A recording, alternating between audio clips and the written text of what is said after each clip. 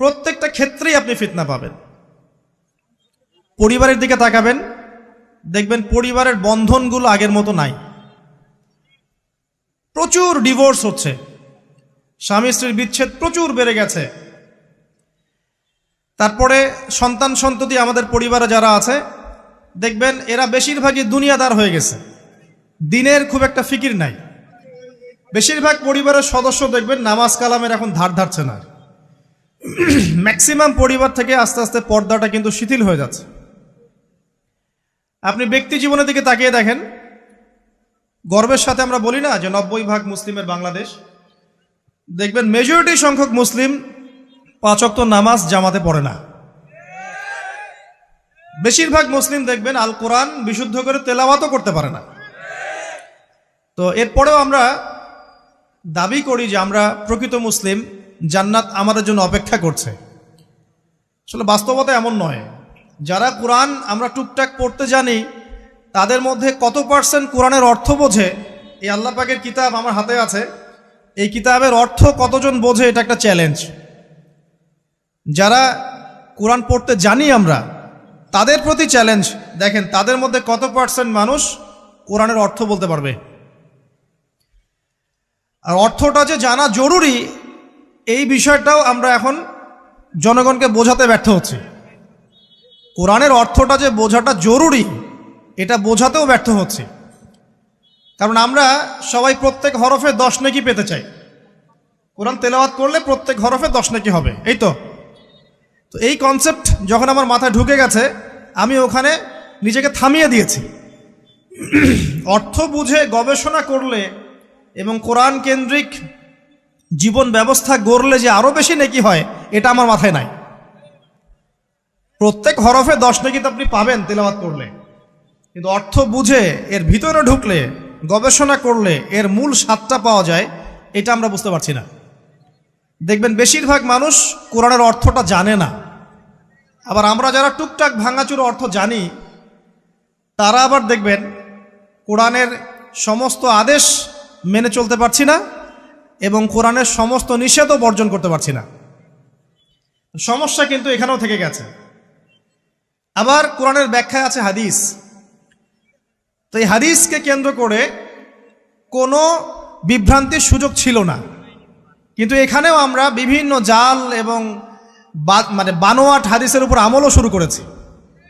হাদিসের নামে এমন অনেক কিছুই চলছে সমাজে, যেগুলোর সাথে হাদিসের কোনো সম্পর্ক নাই। আমি বলতে চাচ্ছি যে হাদিসের নামে আবার সমাজে এমন অনেক আমল চালু আছে, যেগুলোর সাথে আবার হাদিসের কোনো সম্পর্ক নাই। তো দেখুন, ধর্মের মধ্যেও সমস্যা থেকে গেছে। আবার আমরা সবাই মুসলিম, আমাদের সবার ইউনাইটেড থাকার কথা। মুসলিম একটা জাতি, তাদের আল্লাহ একজন, রাসূল একজন, কেবলা এক, তাদের সবার মধ্যে একটা ইউনিটির কথা ছিল। কিন্তু আমরা ধর্মতাত্ত্বিকভাবে এবং পলিটিক্যালি আমরা বিভিন্ন দলে বিভক্ত এবং আপোষের মধ্যে মিল মহব্বত কম। বাইরে হয়তো আমরা বলি যে আমি একজন ধর্মতাত্ত্বিক দলের সদস্য, সে আরেকটা ধর্মতাত্ত্বিক সংগঠনের সদস্য, সে আরেকটা মানহাজ ফলো করে, সে আরেক জামায়াতের, সে আরেক তরিকার ইত্যাদি। আমরা সবাই এক, যদি আমরা বাইরেই কথাটা বলি, কিন্তু অন্তর থেকে কিন্তু আমাদের এই বিষয়টা আসছে না। আমরা ভিতর থেকেই ঐক্যবদ্ধ হতে পারতাম, তাহলে উম্মার আজকে এই অবস্থা হতো না। তো দেখুন, ধর্মকেন্দ্রিক অনেক প্রবলেম থেকে গেছে এখনো। আবার আল্লাহ রাসূল সাল্লাল্লাহু আলাইহি ওয়াসাল্লাম হাদিসের মধ্যে এবং আল্লাহ পাক কোরআনের মধ্যে ধর্ম নিয়ে বাড়াবাড়ি করতে নিষেধ করেছে। ধর্ম নিয়ে বাড়াবাড়ি করো না, তোমরা নিজেদের ধর্ম পালন করো। তা আমরা নিজের ধর্ম যতটা না পালন করি, অন্যের ধর্মের দিকে আঙ্গুলটা তার চেয়ে বেশি তুলি। আমরা আগে নিজের রিলিজিয়নটাকে ঠিক মতো পালন করি, দেখবেন সমাজ ঠিকই পরিবর্তন হয়ে গেছে ইনশাআল্লাহ। তো আমি একটা ধর্ম পালন করি বলে অন্য ধর্মের মানুষের প্রতি বিদ্বেষ পোষণ করতে হবে বা তাদের উপর ঘৃণার মনোভাব প্রকাশ করতে হবে, এটা আল্লাহ পাক শেখান নাই, তার রাসূল শেখান নাই। আল্লাহ এবং তার রাসূল কি শিখিয়েছেন?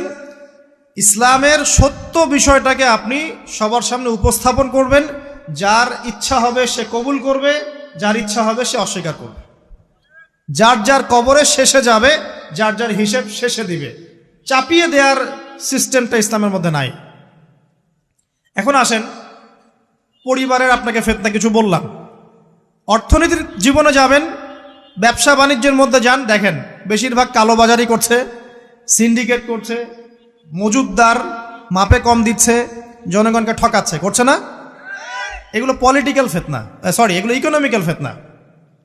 তারপরে আপনি আরো দেখবেন ইকোনমিক সেক্টরে রিবা ভর্তি, সুদ। রিবা মানে কি?